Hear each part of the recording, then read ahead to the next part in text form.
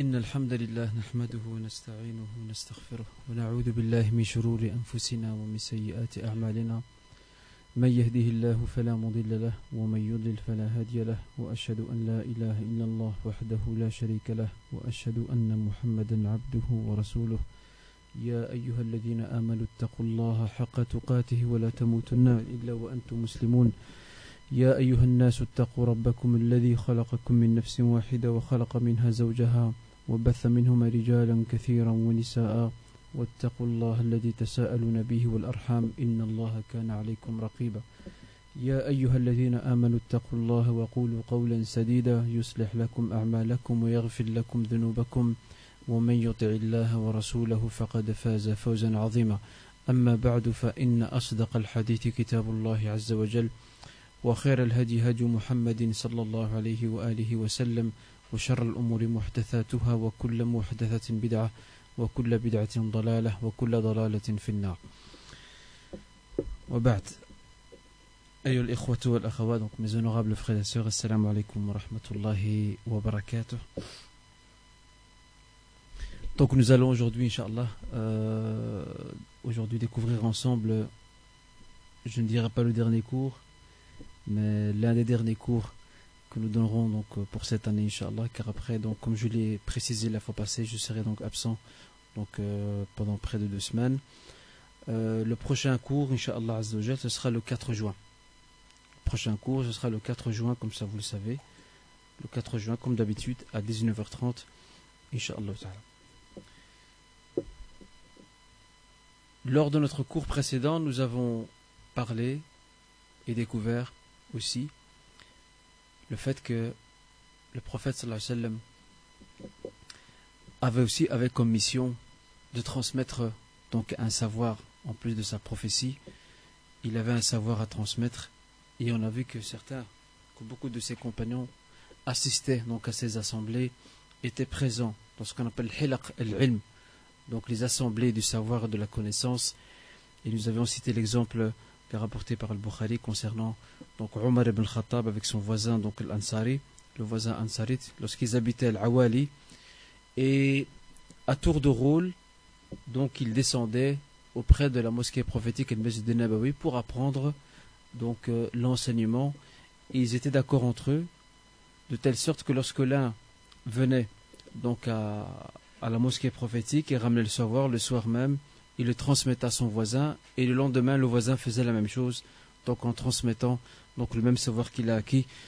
Et malheureusement c'est une tradition que nous avons perdue aujourd'hui, et je l'avais dit la fois passée concernant, à titre d'exemple, lorsque nous assistons à un sermon, le khutbah, le Jumu'ah, à un dars, à une conférence, qui parmi nous, lorsqu'il revient à la maison, transmet ce savoir à ses parents, à ses frères et sœurs, à son épouse, à ses enfants, leur fait partager ce qu'il a entendu, ce qu'il a compris, ce qu'il faut faire. Malheureusement, même dans le savoir, nous sommes devenus, comme on dit, individualistes, donc chacun pour soi, et ça c'est très dommage. Donc d'où l'intérêt de faire revivifier cette tradition qui était en vigueur à l'époque donc du prophète sallallahu alayhi wa sallam, où les compagnons, pour rien au monde, ils ne voulaient rater une leçon, un enseignement, et ils n'hésitaient pas d'ailleurs à demander à d'autres compagnons de pouvoir leur transmettre donc ce qu'ils ont appris lorsque eux étaient absents. Et c'est pour cela qu'une série de compagnons se sont distingués par le fait qu'ils étaient plus présents auprès du prophète sallallahu alayhi wa sallam que d'autres. On a l'exemple d'Abu Huraira, Abdullah ibn Amr ibn al-As, ainsi que le compagnon Ibn Mas'ud, Abu Musa al-Ash'ari, Ibn Abbas, Ibn Omar, et bien d'autres. Ces compagnons avaient l'avantage d'être dans l'entourage prophétique au quotidien, ainsi que Anas ibn Malik aussi. Et les autres qui étaient absents, comme Abu Bakr, Omar, qui avaient un commerce, qui avaient des terres, qui avaient un travail, qui n'étaient pas toujours libres pour aller assister donc aux doros, aux cours et aux leçons, eh bien dès qu'ils rencontraient un autre, ils prenaient de lui donc ce qu'ils avaient appris. C'est pour cette raison qu'après la mort du prophète sallallahu alayhi wa sallam, ba'da wafat al-Nabi sallallahu alayhi wa sallam, le savoir et l'ilm s'est confiné ou s'est restreint dans une série de personnes. Et quand on parle de ilm ici, de savoir, c'est surtout au niveau de ce qu'on appelle l'ifta', la fatwa. Abu Bakr, par exemple, avaient très peu d'avis juridiques. Omar aussi. Pourquoi? Parce qu'ils étaient plus occupés par leurs affaires et n'avaient pas beaucoup de temps libre pour pouvoir assister régulièrement, donc, en tout cas aux cours et aux leçons que le prophète sallallahu alayhi wa sallam donnait. Et nous avons des noms qui sont des références à l'époque. On a Abdullah ibn Omar, et surtout lui d'ailleurs. On a Abdullah ibn Abbas. On a aussi on a dit Abdullah ibn Omar, Abdullah ibn Abbas, on a Abdullah ibn Mas'oud. Et Abdullah ibn Mas'oud, quant à lui, il s'est particulièrement distingué dans ce que l'on appelle Ma'rifatu Asbab al-Nuzul, la connaissance de la descente des sourates et des versets. Au point qu'il disait, il dit, je sais pourquoi un verset est descendu et je sais où une sourate est descendue. Et si j'apprends que quelqu'un connaît les circonstances, donc sabab nuzul, de descendre d'un verset d'une sourate que je ne connais pas, j'attellerai ma monture, j'irai le voir. Donc ils étaient donc de grands connaisseurs, ils étaient très soucieux de cela. Lorsqu'on passe au domaine de ce qu'on appelle al-riwaya, riwayatul hadith, la transmission du hadith, la narration du hadith, bien l'un des plus grands narrateurs du hadith, au point que les savants l'ont surnommé Rawiyatul Islam, le narrateur de l'islam, c'est Abu Huraira. C'est le plus grand. C'est celui qui a rapporté le plus de hadith. Alors certains vont critiquer Abu Huraira en venant par une autre porte, en disant que Omar lui aurait adressé quelques avertissements. En lui disant, Ya Abu Huraira qad akthart min al-hadith. Tu as trop cité de hadith. Alors certains, malheureusement orientalistes et même chiites aussi, ont saisi cet événement-là et l'ont interprété à leur manière, en faisant croire que Omar ibn Khattab mettait en garde contre les fabulations d'Abu Huraira, ce qui était faux. Il suffit de retourner la Bouddha min al-Aouda ila sirat, retourner à la biographie de Omar ibn Khattab, à sa conduite. Omar ibn al-Khattab radiyallahu anhu était très prudent dans ce qu'on appelle riwayatul hadith, la transmission et la narration du hadith. Il avait peur qu'il y ait une erreur. Il ne doutait pas, ma kana yashuk fi sidq al-ruwad ou fi sidq al-sahaba, kana yakhsha min al-ghalat. Il avait peur de l'erreur. C'est ça la différence. Vous connaissez l'histoire, al-qissa, d'Abu Moussa al-Ash'ari. Abu Moussa al-Ash'ari, il est venu, il a frappé Daqa, Babi Omar, il a frappé à la porte de Omar ibn Khattab, et puis après il a attendu un tout petit peu, ensuite il est parti. Et Omar a ouvert la porte, il a vu partir, il lui a dit pourquoi tu pars? Il lui a dit Allamana ar-Rasul sallam al-isti'dhana thalath. Il nous a appris de frapper 3 fois la porte, et après ça, s'il te répond, tant mieux, s'il ne répond pas, tu t'en vas. Et ça, malheureusement, c'est aussi une bienséance adab bin al-adab qu'on a perdu aujourd'hui. Aujourd'hui, on frappe aux portes, on sonne. Ou encore, on appelle au GSM, donc avec le portable, quelqu'un. Il y a des gens, masha'Allah, ils ont beaucoup de temps libre. Il y en a, quand ils viennent vous voir ou qui cherchent après vous, ils gardent la gâchette, le doigt, sur la sonnette. Sur la sonnette. On a même peur pour lui qu'il se fasse électrocuter à force de garder le doigt sur la sonnette. Et aussi les portables GSM, Al-Jawwal.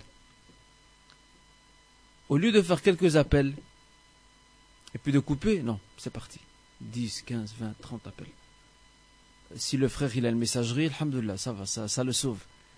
S'il n'a pas de messagerie et que ça sonne sans arrêt, eh bien là c'est dramatique.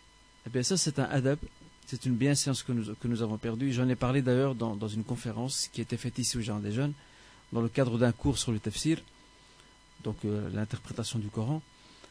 Et cette conférence avait été, ou ce cours, aujourd'hui en cassette, avait été dénommé donc les bienséances de la demeure. Donc adab al-manazil. Donc que s'est-il passé? Que s'est-il passé? Eh bien tout simplement, Omar ibn al-Khattab a mis en demeure Abu Moussa al-Ash'ari. Qallo, il lui a dit, si tu ne m'apportes pas un témoin de ce que tu as entendu, la uji'annaka darba, je vais te donner une raclée. Parce que Omar était très prudent, très très prudent. Et qu'est-ce qu'a fait Abu Moussa al-Ash'ari? Il est arrivé à une assemblée où il y avait une série de compagnons assis en train de discuter. Et ils l'ont vu, il était blanc. Parce qu'ils avaient tous peur de Omar. Il était blanc. Alors c'est là qu'il a demandé, qui parmi vous a entendu, comme moi, ce que le prophète sallallahu alayhi wa sallam nous a enseigné concernant l'isti'dhan, la demande d'autorisation lorsqu'on frappe à une porte avant d'entrer. Alors c'est là que le compagnon Abu Sa'id al-Khudri a donné suite en disant, je l'ai entendu, et il est parti avec lui le dire donc à Omar. Ici, nous tirons comme enseignement, c'est que Omar ibn al-Khattab, comme l'indique l'imam Dhahabi rahimahullah, il dit, أول من سن التثبت في الحديث هو عمر. Le premier qui a institué la prudence et la circonspection dans la narration d'une tradition, c'est Omar ibn al-Khattab. C'est le premier. Il était très sévère. Donc c'est dans ce cadre-là qu'il faut comprendre pourquoi il a été sévère envers Abu Huraira radiyallahu anhu. Donc on comprend par ici qu'une série de compagnons qui se sont distingués ou qui s'est distingué par son savoir, de par le fait que ses compagnons côtoyaient le prophète sallallahu alayhi wa sallam au quotidien et prenaient des livres directement, et ils sont devenus par après donc des références. Nous avons aussi vu lors du cours passé que ces hommes, lorsqu'ils écoutaient le prophète sallallahu alayhi wa sallam, ils étaient attentifs. Très attentifs. Comme le rapporte la narration Al-Riwaya dans le Bukhari, il est dit كأن على رؤوسهم الطير. يعني يصغون ويستمعون إلى قول النبي صلى الله عليه وسلم كأن على رؤوسهم الطير. Ils écoutent, ils prêtent attention à la parole prophétique, ils sont figés et immobilisés, on a l'impression qu'il y a des oiseaux sur leur tête. S'il y a un oiseau sur ta tête, si tu n'as pas peur de l'oiseau, ben tu le gardes, tu ne fais pas de mouvement pour qu'il ne s'envole pas. Ben eux pareil, ils étaient fixes immobiles, tellement qu'ils ne voulaient rater absolument rien de tout ce que leur disait le prophète. Parce qu'ils ont compris que tout ce qui sortait de la bouche, kul ma kharaja min fam an-nabi sallallahu alayhi wa sallam, fahuwa hudan. Tout ce qui sort de la bouche du prophète sallallahu alayhi wa sallam, c'est une hidayah, c'est une guidance, c'est une réussite, falah, fi dunya wal akhirah, dans ce bas monde et dans l'au-delà. اعتنى النبي صلى الله عليه وسلم بالنساء. Le prophète aussi a accordé une importance aux femmes aussi, parce qu'il a compris que les femmes, ce sont elles qui préparent les générations de demain. Dès le début, il l'a compris. Sallallahu alayhi wa sallam. Et d'ailleurs, jusqu'à aujourd'hui, il est yawmina hada, les adversaires, les détracteurs de l'islam, khusum al-islam, ils passent par le biais de la femme. Si tu détruis le statut de la femme, tel que le prévoit l'islam, eh bien tu auras affaire à des générations qui n'ont plus de repères. Et c'est pour ça qu'il y avait un ministre anglais, et je pense qu'il était Premier ministre, il s'appelait Gladstone. Il disait, il y a deux ennemis, deux dangers dans le monde musulman qu'il faut absolument combattre. Al-Qur'an ou al-hijab. Le Coran et le hijab. Ça veut dire que si eux, ils réussissent à transformer ce livre, Al-Qur'an, Dustur, wa Hidayatun al-Bashar, ce livre qui est une constitution de guidance pour les hommes, s'ils réussissent à le transformer en un livre qui n'a plus de valeur, qui n'a plus de poids, qui ne dicte plus notre conduite au quotidien, ils ont tout gagné. C'est là-dedans qu'on est tombé. le Coran, au lieu qu'il soit Masdar al-Nur wal-Huda, la source de la lumière et de la guidance pour nous orienter, afin que nous nous éduquions, afin que nous acquérions ce comportement exigé, que nous avançons de l'avant, eh bien, le Coran, qu'est-ce qu'il est devenu? Il est lu pour des morts, on le lit une fois par an pratiquement, surtout pendant Ramadan, ou dans des cérémonies. Voilà. Et Al-Hijab, c'est la parole de Gladstone, Al-Hijab. Effectivement, depuis le retour de Qasim Amin, c'est un écrivain égyptien. Lorsque les Anglais ont occupé, à la fin du 19e siècle, lorsque les Anglais ont occupé l'Égypte, l'une de leurs premières touches, l'une de leurs premières méthodes pour changer la société, c'était d'encourager les femmes musulmanes, les femmes égyptiennes, à se dévoiler. Mais ils ont rencontré une résistance de la part de savants ulama et aussi de la part d'une élite intellectuelle, et parmi ces gens il y avait Qasim Amin.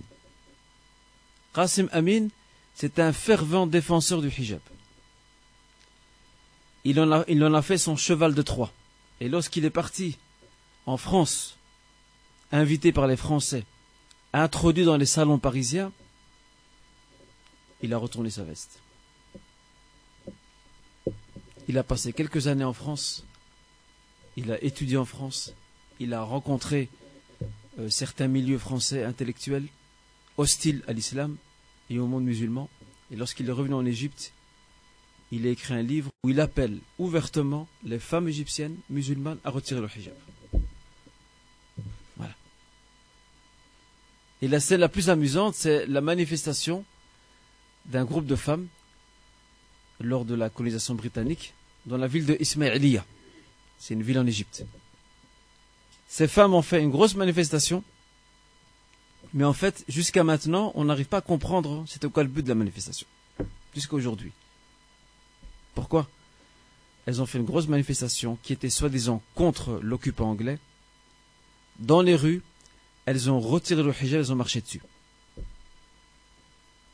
Quel est le lien entre retirer son hijab, marcher dessus, et le colonisateur anglais? Alors que c'est le contraire. Le colonisateur anglais encourageait les femmes à retirer leur voile. En tout cas, ce qui est certain, c'est qu'ils sont passés par des étapes, ils ont pris leur temps, et ils sont arrivés à leur fin, au point que maintenant on est dans la Ummah. Aujourd'hui, on a des gens qui appartiennent à notre communauté, qui remettent en question le hijab, qui disent non, c'est qu'une tradition, etc. Donc vous voyez que le fruit à long terme donc, est arrivé, le but a été atteint. Wallah al-musta'an.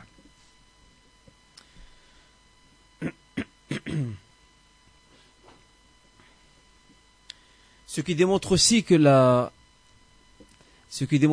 le savoir, l'ilm, occupait une place centrale au sein de Médine, certains événements. La première des choses, après la bataille de Uhud, les premiers à être enterrés, awwalu man yudfan hamalatul Qur'an, ceux qui connaissaient le Coran.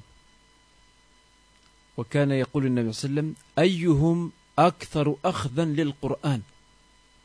Quel est, parmi les martyrs des musulmans, quel est celui qui a le plus de connaissances dans le Coran? Mettez-le lui le premier dans la tombe. Lui le premier. Ça démontre à quel point al-ilm, le savoir, occupait donc une place centrale. On n'avait pas terminé par rapport à la femme. J'avais cité la fois passée, et c'est rapporté par le Bukhari Muslim, cette femme qui est venue voir le prophète sallallahu alayhi wa sallam, elle lui a dit ذهب الرجال بحديثك. Les hommes sont partis, ils ont monopolisé ton discours. فاجعل لنا يوما تأتينا فيه تعلمنا مما علمك الله. consacre-nous un jour durant lequel tu viendras nous voir et tu nous enseigneras ce que Allah t'a appris, subhanahu wa ta'ala. Est-ce que le prophète sallallahu alayhi wa sallam a-t-il refusé hal rafada talab al-mar'a? A-t-il refusé la demande et la requête de cette femme? Au contraire, il a directement accepté parce qu'il est conscient de l'enjeu. Il est conscient que ces femmes, murabbiyatul ajyal, ce sont elles qui éduquent les générations. Donc elles doivent être instruites, elles doivent être absolument formées. Et sur ce, il lui a dit Ikhtarna waqta kada wa makana kada atina kunna fih. Choisissez un lieu et un moment, ati kunna fih, je me présenterai à vous et je vous transmettrai donc ce savoir. Ça, c'était un peu en résumé ce que nous avons vu ensemble donc la fois passée. Nous allons terminer notre découverte de ce qui se passait donc à Médine. En réalité, je vous cache pas, il y a beaucoup de choses à dire à Médine, sur Médine, mais là ce sont des flashs, des petits repères, ma'alim. Maintenant, nous allons découvrir un point que je vous avais promis la fois passée. C'est la description physique du prophète Muhammad sallallahu alayhi wa sallam. Al-wasf al-khalqi lin-nabi sallallahu alayhi wa sallam. Al-ajib, la chose assez étonnante, c'est que al-muhaddithoun, les savants du hadith, les traditionnalistes, ont été minutieux dans leur travail. كانوا في غاية الدقة في كل ما جمعوا مما يختص بالنبي صلى الله عليه وسلم. Tout ce qui concerne le prophète صلى الله عليه وسلم, ils l'ont réuni au grand maximum. Le moindre geste, le moindre mouvement, أي حركة, أي سكنة, دونوها وسجلوها. Chose étonnante.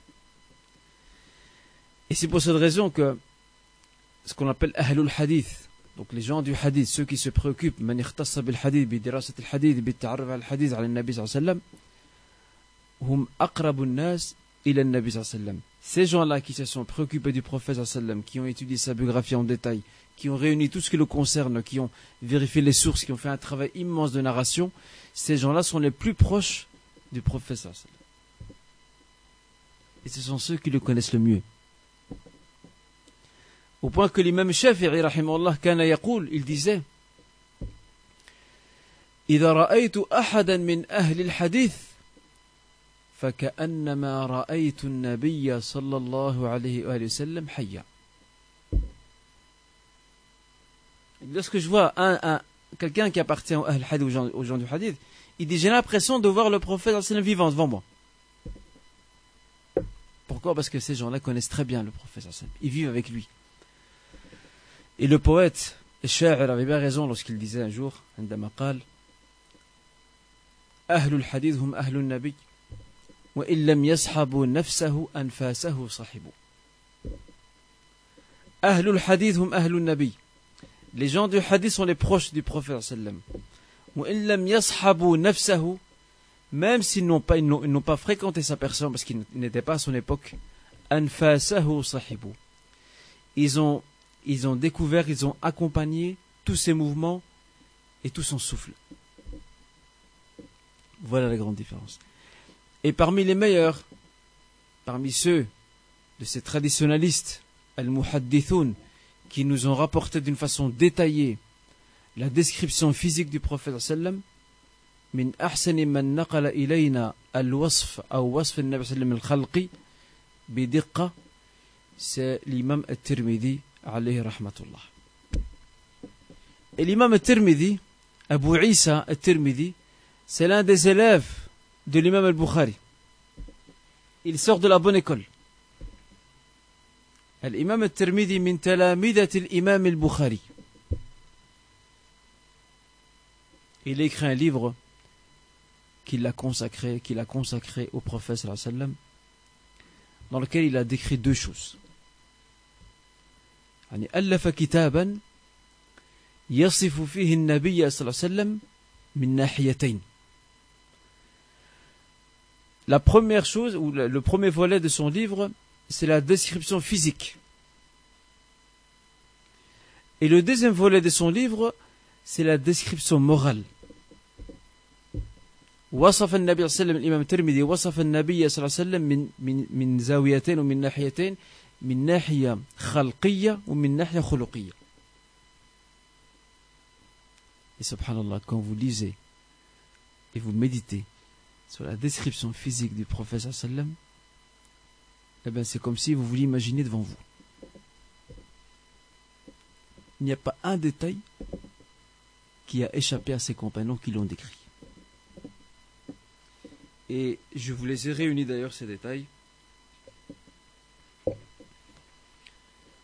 Donc j'ai réuni ces détails, Inch'Allah, et je vais vous les citer donc d'une façon succincte. إذن إليكم هذا الوصف الدقيق، هذا الوصف الخلقي الدقيق الذي أتحفنا به الإمام الترمذي في كتابه الشمائل المحمدية. Et en passant, ce livre existe d'ailleurs. Il a été publié aux éditions universelles, c'est un livre bleu et qui s'appelle, je pense, le caractère sublime du prophète sallallahu alayhi wa sallam, un titre de ce genre. En tout cas, c'est un livre bleu aux éditions universelles et c'est l'imam Tirmidhi. Alors regardez la description. ليس بالطويل ولا بالقصير متوسط القامة. Le prophète sallallahu alayhi wa sallam était ni grand ni petit. Il était de taille moyenne. هذه واحدة. L'autre description aussi. بعيد ما بين المنكبين. Il avait des épaules très larges. Déjà physiquement, il était très costaud. Très très fort physiquement. Hassanul Jism. Il avait une belle apparence physique. Très épanoui. Sha'ruhu laysa bija'd wala sabt. Ses cheveux n'étaient ni raides ni frisés.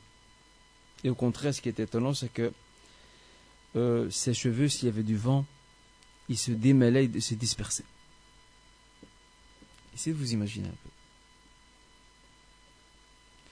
لونه ليس بالأبيض الشديد ولا بالأسمر. La couleur de sa peau, ni il est blanc de peau, comme c'était le cas d'Aïcha, radiyallahu anha, et ni il est mat. Il est entre les deux. Entre al-bayad al-nasi' wa al-sumra. Il était entre le mat et le blanc. Ni l'un ni l'autre. Azim al-jum. Il avait une chevelure abondante. Il avait beaucoup de cheveux. Et ses cheveux descendaient ila shahmati udhunay. Ses cheveux descendaient jusqu'aux lames de ses oreilles. Et certains disent ila raqaba, jusqu'à sa nuque. Il avait de longs cheveux.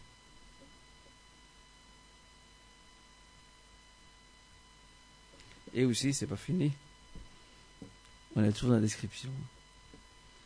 Aussi dans la description, il était aussi donc shathnul kaffayn wal qadamayn. Ses mains et ses pieds étaient fermes. Et comme l'indique Anas ibn Malik, كانت كفه ألين من الحرير. Sa main était aussi souple que la soie. En fait, quand tu touches sa main, tu ne voulais plus la retirer. Tellement qu'elle est souple. On dirait de la soie. C'est pas harish, c'est pas raide, ou rêche plutôt. C'était très souple. Dakhmul ra's wa dakhmul karadayn. Donc il était aussi, il avait sa tête et ses membres étaient grands. Et ça prouve qu'il avait un physique assez imposant. Et il avait ce qu'on appelle al-masraba. C'est quoi le masraba? Vous allez voir ça maintenant. كان طويل المسربة المسربة هو الشعر الدقيق الذي يبتدئ أو يبدأ من مبدأ الصدر إلى السرة. Il avait des poils très fins qui démarraient du début de sa poitrine et qui descendaient comme une ligne, qui descendait jusqu'à son nombril. Très très fin. Aussi, il était azaj al-hawajib. Des sourcils, donc des sourcils, pardon, des sourcils qui sont longs, minces et arqués. Autrement dit, ils ne se rejoignent jamais. Ils ne sont pas collés, ces sourcils ne sont pas collés, ils sont séparés. Au point qu'il y avait un air entre les deux. Lorsque le prophète sallam était en colère, ce nerf gonflait. Et on le voyait ici au milieu. On voyait le nerf ici au milieu, donc il gonflait, donc très rapidement.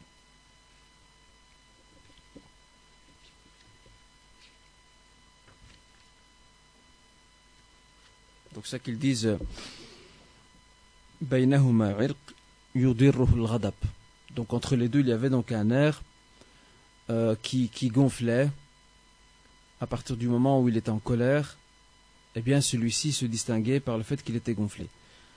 Alors je voudrais vous poser une question. De quelle manière le prophète sallallahu alayhi wa sallam se met en colère? كيف كان غضب النبي صلى الله عليه وسلم؟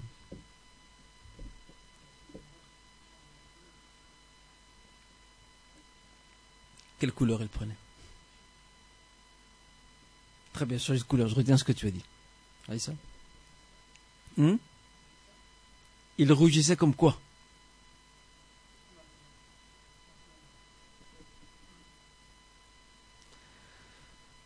مثل الرمان, la grenadine. Le visage du prophète, وجه النبي صلى الله عليه وسلم إذا غضب النبي صلى الله عليه وسلم يشتد احمراره كالرمان. Quand il se mettait en colère, son visage était très rouge, comme regardez la grenadine, elle est très rouge. C'était comme ça qu'il était. Mais il n'était pas en colère comme nous aujourd'hui. السب والشتم والضرب والصراخ. On frappe, on insulte, on crie, on se bagarre. Non, non, non. Les Sahaba, ils ont vite compris. En fait, c'est comme le feu rouge. Ad-Dawl Ahmar, c'est la même chose. Quand tu vois le feu rouge, tu n'avances plus. Eh bien, les compagnons, lorsqu'ils voient le visage très rouge, ils ont compris. Ils ont compris qu'il y a quelque chose qui ne va pas. Ils ont compris qu'ils ont exposé le prophète, sallallahu alayhi wa sallam, ils l'ont exposé à la colère. Aïcha radiallahu anha, comme c'est mis dans Sahih Muslim, elle a voulu faire plaisir au prophète, sallallahu alayhi wa sallam. Qu'est-ce qu'elle a fait? Elle a cousu un drap. Un drap. Et sitar, donc une sorte de tenture plutôt, sur lequel il y avait le dessin d'un animal. Alayhi rasm hayawan. Elle l'a accroché sur le mur de la maison. Comme ça, quand le prophète rentre, machallah, l'appartement, il est décoré.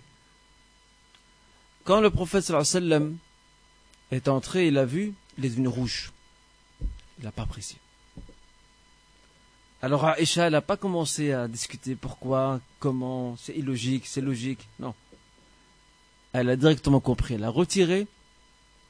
Et lorsqu'elle a retiré, c'est là qu'il lui a dit que Malaikatul Rahma, les anges de la clémence, n'entrent pas dans une demeure dans laquelle il y a Sawtul Jaras, le son d'une cloche, et aussi As-Suwar. Malaikatul Rahma la tadkhul. Les anges de la clémence n'entrent pas dans ces demeures. Sawtul Jaras, donc on a un bruit de cloche dans une maison, ils n'entrent pas. Et aussi lorsqu'il y a des images. Et les images, As-Sura ici, c'est quoi l'image? C'est pas l'image, laissez As-Sura At-Tabi'a, non. As-Sura, il y a Dhat Ruh. Toute image d'une créature qui a une âme, qui bouge, que ce soit un être humain, Banu Adam, ou bien les animaux et les hayawanat. On ne peut pas. Maintenant, tu as un album Tu le mets dans un tiroir, c'est autre chose. Mais tu ne peux pas l'exposer sur le mur. Alors ceux qui ont chez eux à la maison des posters de la Mecque et Médine, ça va, il n'y a pas de problème, parce que les gens les voient à peine.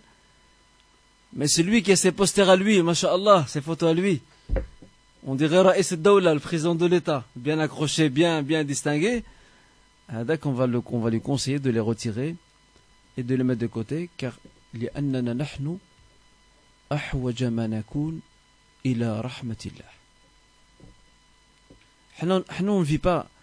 On ne vit pas sans rahma, sans clémence. لا نعيش بدون رحمة. Et rahma, la clémence, c'est l'oxygène du croyant. C'est grâce à ça qu'il vit. Alors si notre maison, nos demeures sont désertées par les anges de la clémence, malaikatur rahma, fa ayyu rahma ba'dahum. Où est la clémence après eux si eux ne sont plus là? Alors on doit faire attention donc à tout cela. Aussi, dans sa description physique, il avait un nez qui était long et mince et légèrement busqué. Autrement dit, un nez aquilin, un tout petit peu penché, tout petit peu, mince. Et en arabe, on appelle cela aqna al-irnayn ay tawil anf ma'a diqqati arnabatih. Donc ça c'est très mince ici, très mince, c'est long et c'est un tout petit peu penché, un tout petit peu busqué. Kathul lahya, il avait une barbe très fournie. Rasul sallam kanat lahu lahya katha, une barbe très fournie. Et subhanallah, عندما توفي لم يكن في شعره أكثر من 20 شعرة بيضاء. Lorsqu'il est mort, il n'y avait pas plus que 20 cheveux blancs dans sa barbe et ses cheveux. Alors qu'il est mort à 63 ans. 63 ans, généralement, 63 ans, c'est... La plupart de ceux qui ont 63 ans, ils ont déjà les cheveux blancs, généralement. Eh bien, si le prophète a encore des cheveux noirs. Tout ce qu'il y a, c'est qu'il n'a que 20, plus ou moins 20 cheveux blancs dans sa barbe et dans ses cheveux.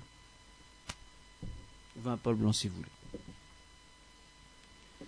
كان ضليع الفم يعني كان فمه واسعا. Le prophète avait aussi donc une bouche qui était large. مفلج الأسنان. هناك فرجة بين الأسنان, فرجة خفيفة. Il y avait entre ses incisives donc supérieures un tout petit écart. Ok? Donc ils étaient séparés.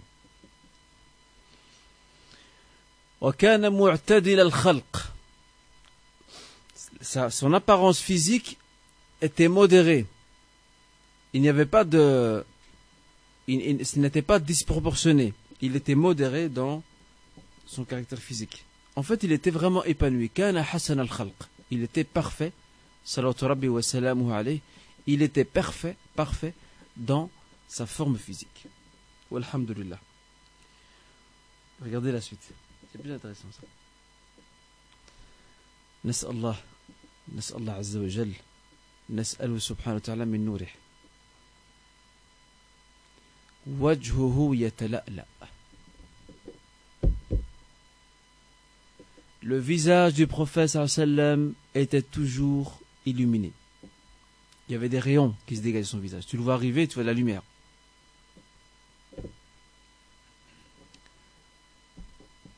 أما اليوم فحدث ولا حرج. الظلمة, un caractère sombre et ténébreux s'abat sur nous. وما ذلك إلا بسبب غفلتنا وكثرة ذنوبنا ومعاصينا. القلوب اسودت واحتدت واشتدت. Les cœurs sont durs et rudes. أين رقة القلب? Où est la finesse du cœur? سؤال يستحق جواب. C'est une question qui mérite une réponse.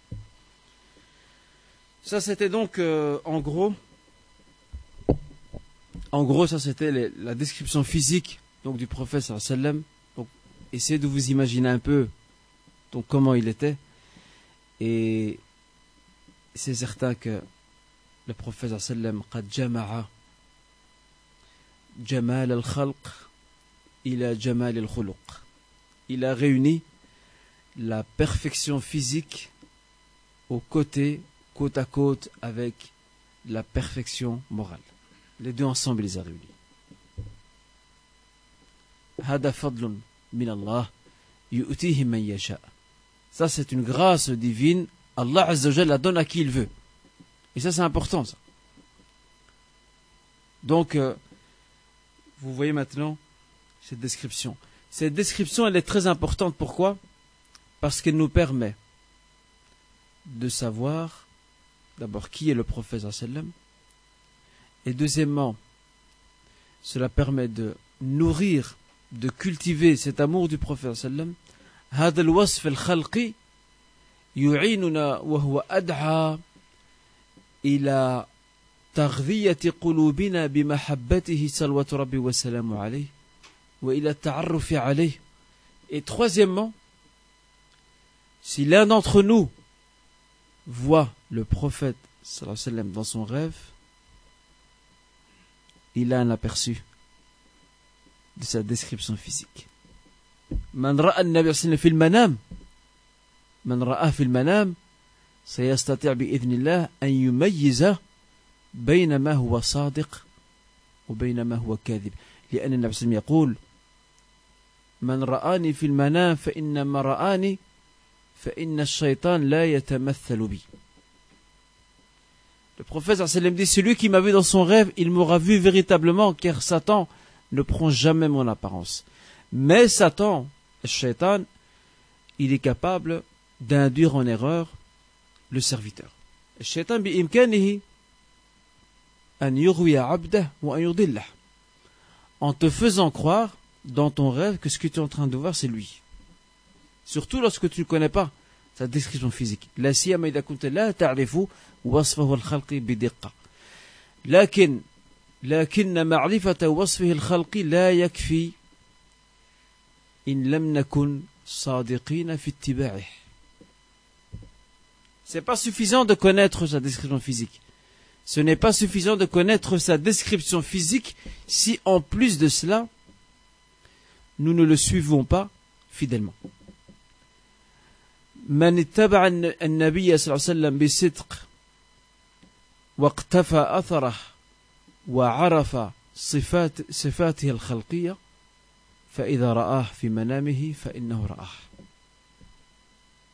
Celui qui suit fidèlement les enseignements du prophète sallallahu alayhi wa sallam, qui emboîte le pas au prophète Mohammed sallallahu alayhi wa sallam et qui connaît en même temps sa description physique, al-wasf al-khalqi, celui-là s'il le voit dans son rêve, il n'a pas à s'inquiéter. Il y a un récit, subhanallah, d'un frère. C'était un frère, comme on dit, نحسبه كذلك ولا نزكي على الله أحدا. C'était un frère très brave. من أهل الخير. Quelqu'un d'une très grande bienfaisance. من أهل المساجد. Souvent à la mosquée. Et ce frère, subhanallah, il était toujours intrigué par la mort, al-maut. Toujours il était intrigué par la mort, al-maut. Il craignait toujours de mal terminer. Malgré qu'il prie, alhamdoulilah, malgré qu'il est dans le droit chemin, il y a toujours cette crainte, en filigrane, cette crainte de faire un faux pas. Et il raconte qu'un jour, il a vu le prophète sallallahu alayhi wa sallam en rêve. Et en fait, on était en train de le déposer lui, fil hufra, fil qabr, dans la tombe. On était en train de le déposer et il paniquait. كان يرتعد. khawfan. Et au moment où on le dépose, il voit un visage illuminé qui le regarde et qui lui dit itma'in, sois rassuré. Hadihi bashairul khair. Ça, ce sont de très bons signes pour ce frère.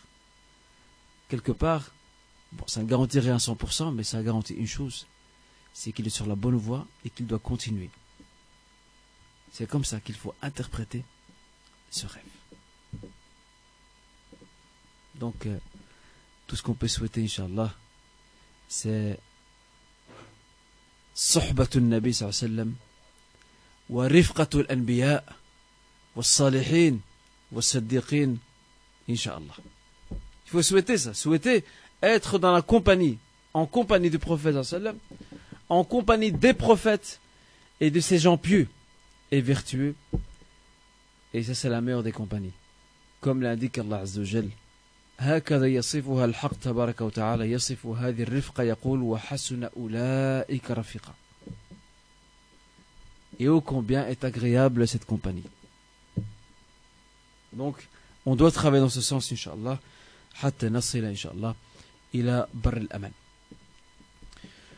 Ce que nous voudrions retenir aussi concernant ce que nous avons fait maintenant, la description physique. Le croyant al-mu'min, la budda lahu min ar-rida. En tant que croyant, tu dois absolument accepter ce que Allah t'a prédestiné. Parce que le choix physique, à part les prophètes, le reste des hommes, sur le plan physique, ils se différencient. Kamalul khalq, la perfection dans la création ou dans le physique, hada mukhtas bil anbiya. C'est propre uniquement aux prophètes et messagers, al-anbiya wa rusul, eux seuls.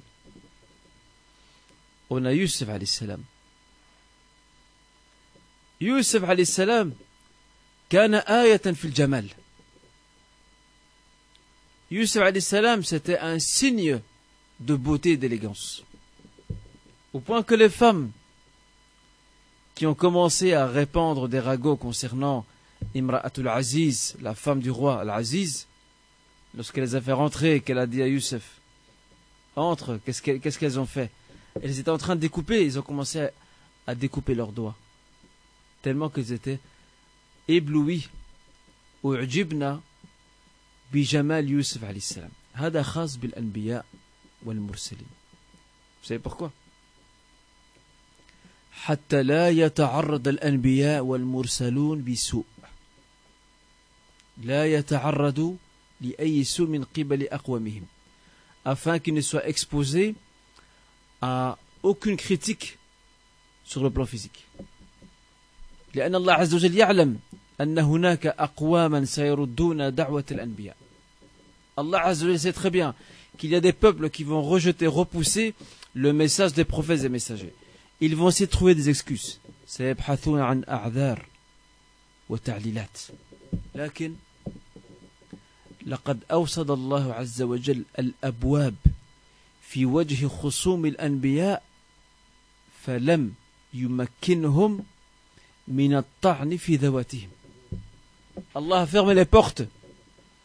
Donc, dans la figure des détracteurs, des ennemis des prophètes et messagers, en faisant en sorte que leur physique est parfait afin qu'ils ne puissent pas se moquer. ومع ذلك حاولوا الطعن في ذوات الأنبياء. Et malgré tout, ils ont essayé de critiquer, de s'en prendre. Je vous donne un exemple. أعطيكم مثال هذا في الصحيحين في البخاري ومسلم. كانت من شريعة بني إسرائيل أن يغتسلوا جمعا وعرات.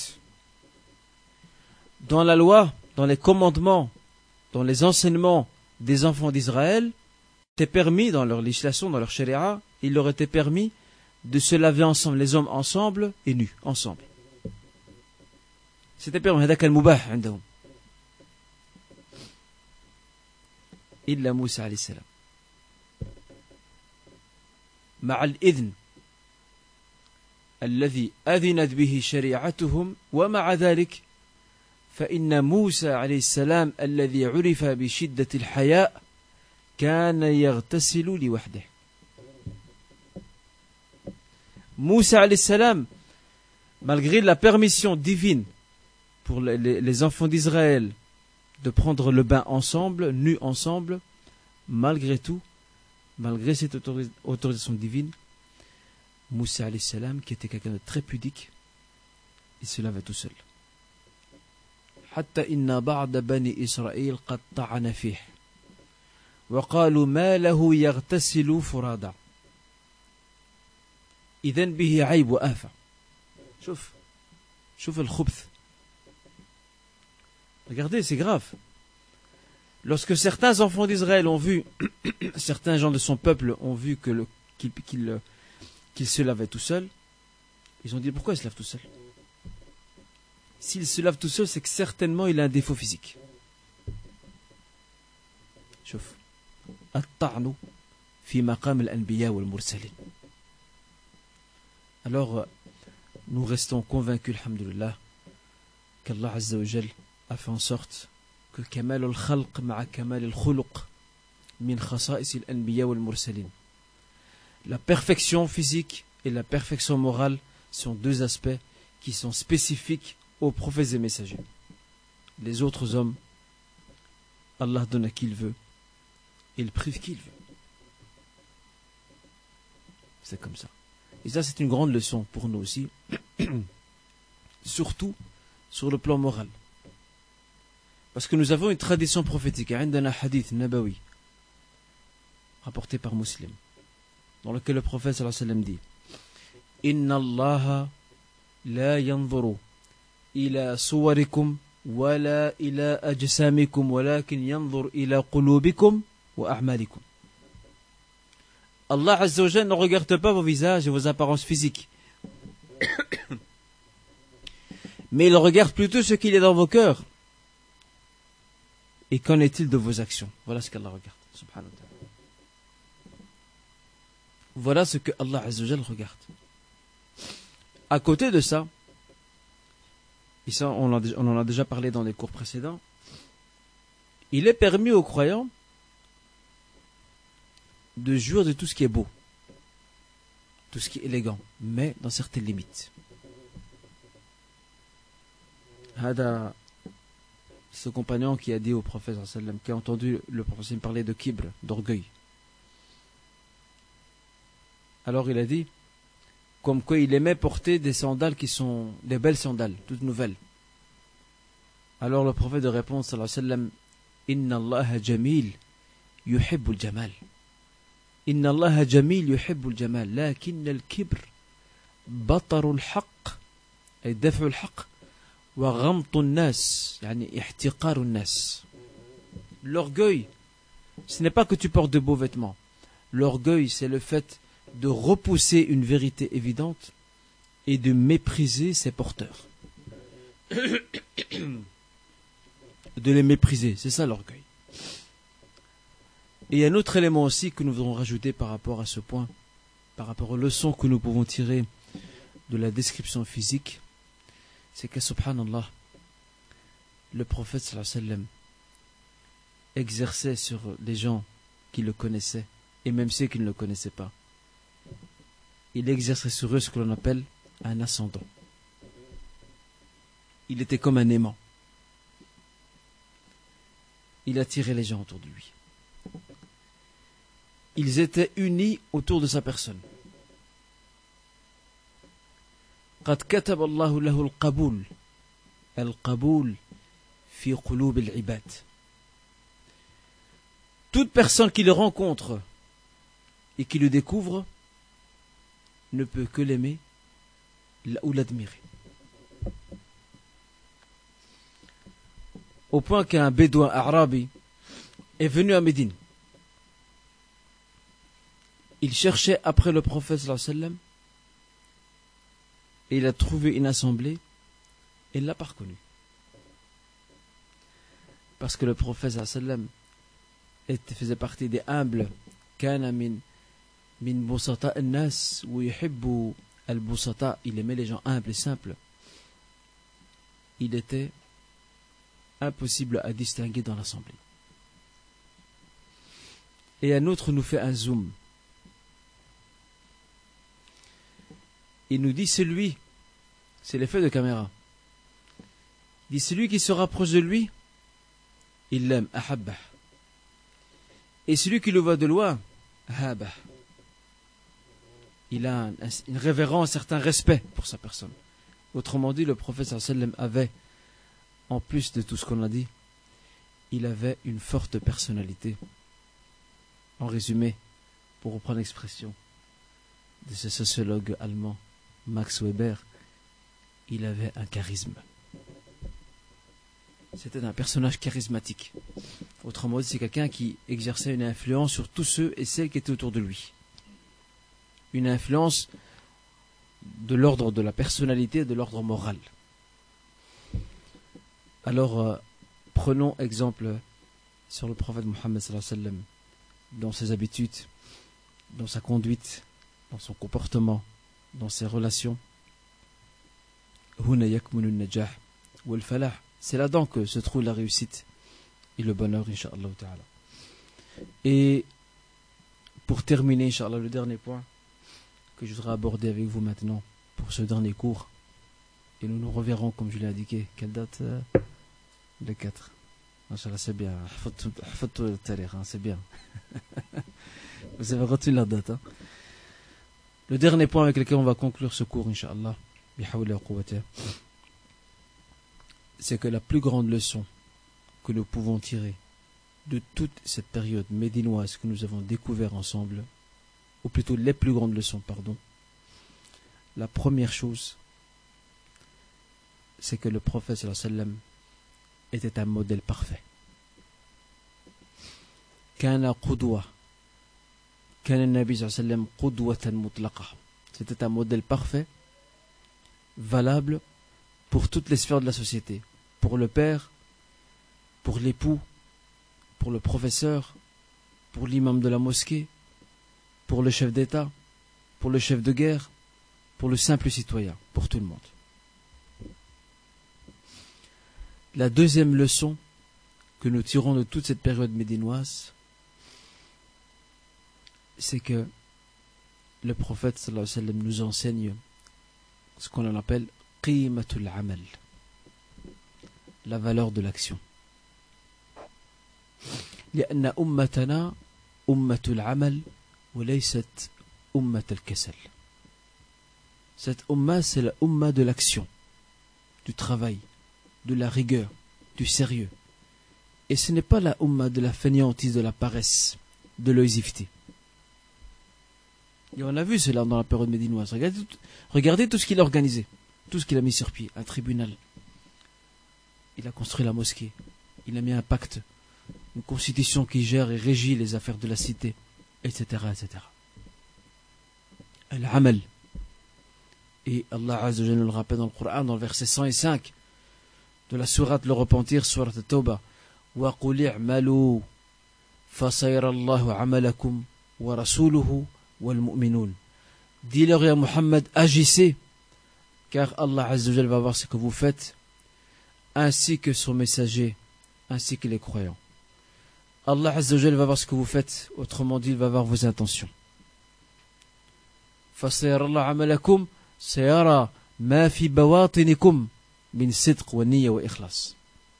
ورسوله, son messager, سيرى مدى موافقة عملكم لهديه. Son messager va voir ce que vous faites, autrement dit, il va apprécier le degré de conformité de ce que vous faites. والمؤمنون, et les croyants qui, eux, vont apprécier l'utilité de ce que vous faites. Regardez, il y a 3 étapes. Et jusqu'à maintenant, ce verset vaut jusqu'à aujourd'hui. Al-Niyya al-Ikhlas, ثانيا الموافقة, وثالثا النفع ورضا المؤمنين. هذا العمل الذي تقدمه إذا كان عملا نافعا فسيرضى عنه الله عز وجل أولا ثم الخلق. والمؤمنون بالأخص. Et c'est pour ça que le prophète sallam disait, donc à partir du moment où on fait cette action qui plaît à Allah Azza wa Jal et qui plaira d'office à ses créatures, autrement dit aux croyants, c'est pour ça que le prophète disait sallallahu alayhi wa sallam, khayrun nas anfa'uhum linnas. La meilleure des personnes est celle qui se montre la plus utile envers les autres. C'est sous cet angle-là qu'il faut comprendre ce verset. Rappelez-vous de ce verset, verset 105 de la sourate At-Tawbah, le repentir. L'aya al-105. 105. وَقُلِ اعْمَلُوا فَسَيَرَ اللَّهُ عَمَلَكُمْ وَرَسُولُهُ وَالْمُؤْمِنُونَ. Et dit le agissez, car Allah va voir ce que vous faites. Il y a 3 dimensions. Allah va voir ce que vous faites. Al-Niyya, l'intention. Wa rasuluhu, on va apprécier le degré de conformité aux enseignements de l'islam et du prophète sallam. Wal mu'minoun, et les croyants vont à leur tour, la communauté, la umma, à leur tour apprécier le degré d'utilité de ce que nous avons fait. 3 degrés, 3 dimensions. Et c'est comme ça qu'on doit comprendre ce qu'on appelle falsafatul amal, la philosophie de l'action en islam. C'est sous ces 3 dimensions-là qu'il faut les comprendre. Qu'il faut comprendre la philosophie de l'action en islam. Il faut agir à travers ces 3 dimensions. Plaire à Allah Azza wa Jal par l'intention sincère, faire ça pour lui. Veiller à ce que nous faisons est conforme aux enseignements de l'islam. Et troisièmement, que ton œuvre soit utile. Elle rend service à la Ummah. L'imam Malik, alayhi rahmatullah, on l'a un jour interrogé. Il a écrit son livre Al-Muwatta. Son recueil de hadith Al-Muwatta. Alors, quelqu'un lui a dit, pourquoi tu écris un livre Al-Muwatta alors qu'il y a beaucoup de livres de hadith? هناك جوامع وكتب الحديث ألفها قبلك وغيرك. Il y a des gens avant toi qui ont écrit une série de livres de hadith. Subhanallah, regardez sa réponse.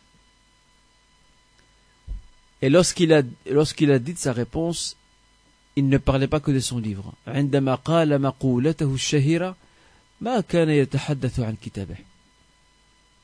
كان يتحدث بشكل عام. Il parlait en général, il ne parlait pas de son livre particulièrement. Et il a dit une simple phrase. ما كان لله بقي. Ce qui est fait pour Allah Azza wa Jal durera. Et subhanallah al-azim, أغلب الكتب التي ألفت في زمن الإمام مالك وقبله أغلبها ضاعت إلا كتاب الإمام مالك قد وصلنا بشكل كامل وتام. Et d'ailleurs, Akhouna Mustafa nous parle d'une copie du livre de Muwatta al-Imam Malik en français. Donc, et en arabe, machallah, il existe dans de nombreuses éditions. C'est pratiquement le seul qui nous est parvenu de tous ceux qui ont été écrits de ses contemporains. Et sa parole, on doit l'écrire kalimatu hadihi tuktabu Allah tuktabu bima'i dhahab. Elle s'écrit avec de l'or, sa parole. Tellement qu'elle est, vous imaginez, un livre à travers toutes les générations. Regardez combien de générations ont disparu, combien de peuples ont disparu, combien de communautés ont disparu, combien de temps est passé, et le livre il est là. Et d'autres à son époque ont écrit, on n'a jamais vu les traces de ces livres-là. Il y avait un grand savant contemporain qui est mort, il y a plus de 20 ans. Il s'appelle, c'est un Mauritanien, Mauritanie. Il s'appelle Cheikh Mohamed Amin al-Shanqiti. Un élève à lui, tilmidun lah, l'a interrogé. عنده تلميذ سأله. قال له يا شيخ أنت حدثنا كثيرا عن كتاب أين هو؟ Tu nous as beaucoup parlé d'un livre. C'est l'un de ses élèves qui dit ça. Tu nous as beaucoup parlé d'un livre. Où est-il ce livre? فطأطأ الشيخ محمد الأمين الشنقيطي رأسه. Il a baissé sa tête et a dit ذاك الكتاب قد دفنته. Ce livre dont je vous ai longuement parlé, je l'ai enterré sous la terre. Alors, est-ce qu'il y a quelqu'un qui écrit un livre et qui ensuite le met sous terre afin qu'il soit mangé par les vers de terre? Sa réponse, Ma kutiba lillah. Je ne l'ai pas écrit pour Allah Azza wa Jal. Katabahu munafasatan li ghayrih. Il est écrit par concurrence avec d'autres savants de son époque. Regardez al-muraqaba, muraqabatun niyya. Regardez la surveillance de l'intention. Il écrit un livre, il y consacre beaucoup de son temps, et à la fin, qu'est-ce qu'il fait? Il l'enterre sous la terre. Il ne met même pas de côté en disant peut-être plus tard mon intention changera. Non. Yanduru ila mabda'i amrih. Il regarde le début de son œuvre. Pourquoi il écrit depuis le début? L'intention n'était pas là. C'est terminé. Même si le livre est fini, on l'enterre. ولهذا كانت هناك بركة في علمهم وفي كتبهم والناس ما زالوا يترحمون عليهم. C'est pour ça qu'il y avait de la baraka dans leurs livres, dans leur savoir. Et jusqu'à aujourd'hui, les gens, chaque fois qu'ils les citent, ils disent alayhi rahmatullah. Rahimahullah. Qu'Allah le couvre de sa clémence. Pourquoi? Parce qu'ils ont compris cette notion importante qui aujourd'hui nous fait défaut, la notion de l'intention. An-niyya. Et je vous ai cité, je pense, un jour, ce qui s'est passé avec Omar ibn Abdul Aziz. Omar ibn Abdul Aziz كان ذات يوم خطيب كان يخطب فوق المنبر فأثناء خطبته توقف انقطع ثم نزل وصلى بالناس. Donc en plein sermon, il a arrêté, il a coupé son sermon, il est descendu et il a dirigé la prière. Les gens n'ont pas compris. Ils sont restés sur leur faim, comme on dit. Ils n'ont pas eu la fin du discours. Alors ils lui ont demandé après. Regardez sa réponse. Il disait que pendant qu'il faisait son sermon, عندما كان يخطب أتاه الشيطان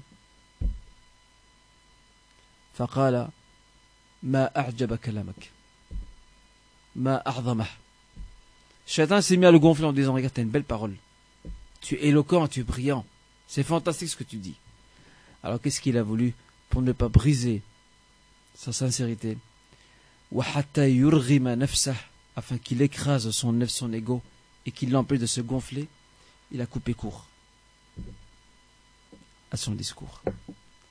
ومراقبة النية, le contrôle vigilant de l'intention, c'est ce qui nous manque énormément. C'est pour ça qu'aujourd'hui, il n'y a plus de baraka dans notre temps. Il n'y a plus de baraka dans notre savoir. Il n'y a plus de baraka dans notre santé. Il n'y a plus de baraka dans nos biens. Il n'y a plus de baraka dans nos familles. L'une des raisons, c'est qu'il n'y a plus d'intention. Ou bien, on agit sans intention. Imma annana na'mal lakin bidouni niyya. Ou alors on agit avec une intention qui n'est pas pure à 100% pour Allah subhanahu wa ta'ala. Et je ne vous cache pas que le sujet de l'ikhlas, ça mérite un cours et une conférence à part. Al-hadith an al-ikhlas, hada hadith dhu shujun, yastahiq li wahdihi muhadara. À lui seul, il mérite une conférence. ولهذا كان يقول بعض السلف كان يقول من قال إنه مخلص يحتاج إخلاصه إلى إخلاص. C'est lui qui dit de lui-même أنا مخلص, je suis mukhlis, je suis sincère. Son ikhlas là, il a besoin d'un autre ikhlas. Un autre disait الإخلاص حقيقة لا يعبر عنها. Al-ikhlas est une situation qui est indescriptible. On ne peut pas décrire cela par des mots. On est très très loin. Idan, espérons Inch'Allah que ça va nous aider à nous améliorer. C'est quoi la leçon qu'on a citée là maintenant, Yusri? Ouais, non, dans tes notes, c'est quoi qu'on a? Ouais.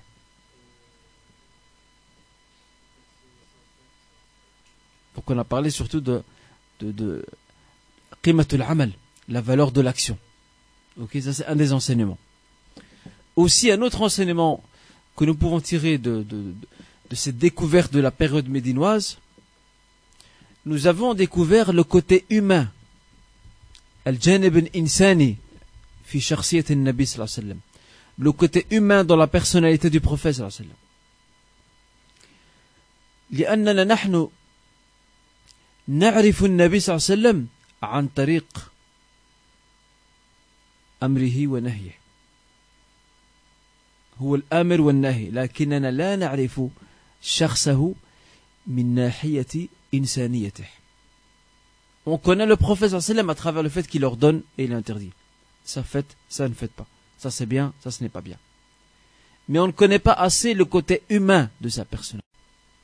Les rapports humains qu'il cultive avec les gens, avec ses enfants, avec ses épouses, avec ses amis, même avec ses ennemis.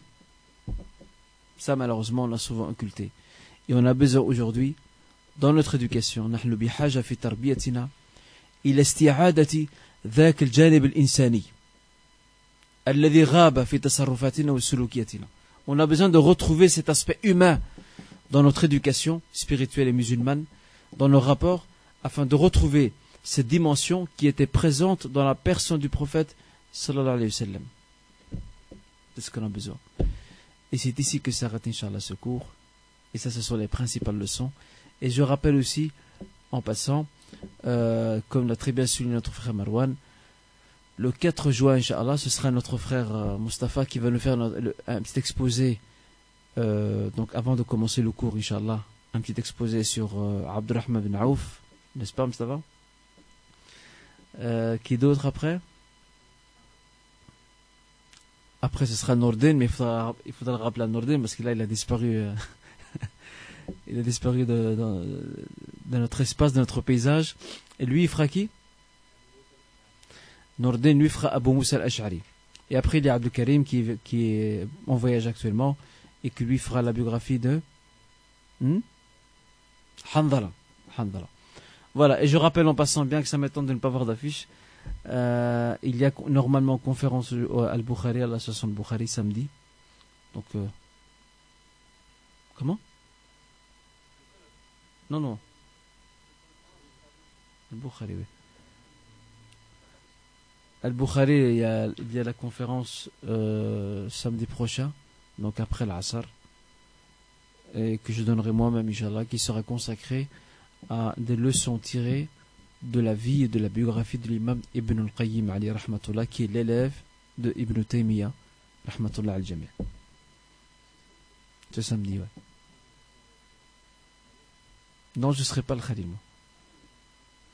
C'est Rachid qui sera le Khalil. Rachid sera le Khalil. Malheureusement, je ne sais pas ce qui s'est passé. Comme d'habitude, à Bruxelles, il n'y a jamais de coordination, donc on n'est pas encore sorti de l'auberge. Ils ont mis la même date qu'une conférence à al-Bukhari. En principe, pas plus tard qu'hier, j'ai demandé au frère Hicham, l'un des responsables de al-Bukhari, il m'a dit qu'il y avait conférence. Ça m'étonne qu'ils n'ont pas encore mis l'affiche. Mais bon, ça c'est encore un autre problème. On revient à tout ce qu'on a dit là tout à l'heure. Le problème d'organisation. Et qu'on crée, Inch'Allah. Allah fait comme, Rabbouna barik fikum, Inch'Allah. Et nous nous retrouvons samedi, sinon après le 4 juin, Inch'Allah Azzawajal.